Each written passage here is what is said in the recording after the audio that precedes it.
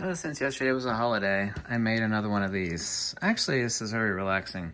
My mind usually thinks about 100 things at once, so I use this to focus my mind.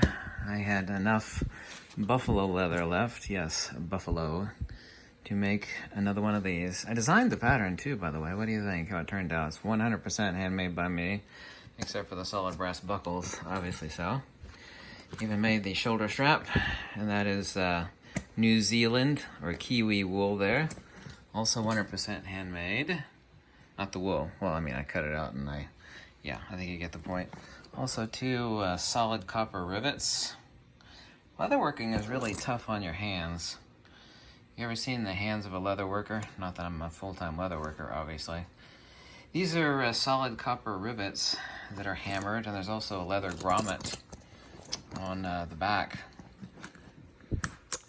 That, yep, right back there. So I left this jagged edge, kind of like they did back in the days of the colonial days. They would actually leave the flap, the regular tanned hide edge like this. It's a very nice finishing feature. Everybody gets sick of squared off flaps, so you just leave the natural corner of the tanned hide. And of course, all of this is cow leather stripping that's actually sewn around the edge. Very, very nice. Extremely soft and plush buffalo leather, excuse me, that's buffalo. Here's the other bag. This one's cow. It's been tanned. I used, actually also to cut these strips from a large strip. I didn't adapt belts to make this. I actually cut the leather stripping for the straps. I know I went with a really thick cordage to go over the top. It could be removed, but these are actual Belgian solid brass rivets that you hammer to secure leather. These are actually solid copper rivets. These are really tough suckers. You actually have to snip these and hammer the crap out of them with special tools. And also too, the straps on the back. Also too, hand sewn on the sides. And all of that's hand sewn. You just actually punch the holes through the ear. I did the patterns for all of these, so I did something naughty. I hadn't had caffeine in like a month and a half. And my two back rooms were cluttered all the way to the ceiling. And so I got an espresso coffee, and I haven't had coffee in a month and a half. And I worked all through the night cleaning up my back rooms.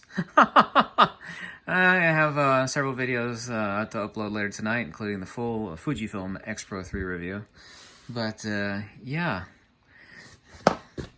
See, expert in field theory, metaphysics, does camera reviews, translates ancient dead languages and ancient Greek, and also does leatherwork for relaxation.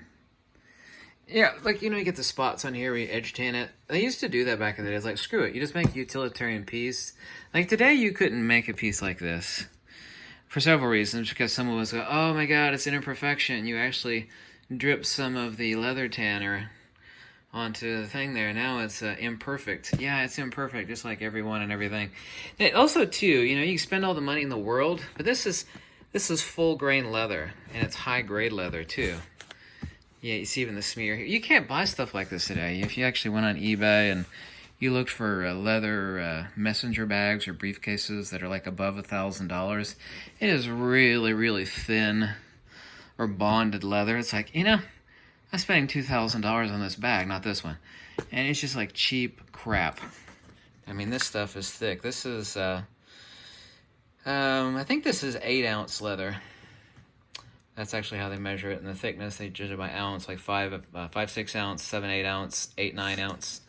This is 8-ounce leather on the strapping. It's also 7 ounce. No, I think it's 8 ounce on the actual briefcase itself, so tell me what you think, huh? Pretty good. Relaxation technique, leatherwork. Bunch of videos coming tonight. Happy New Year. Happy 2020.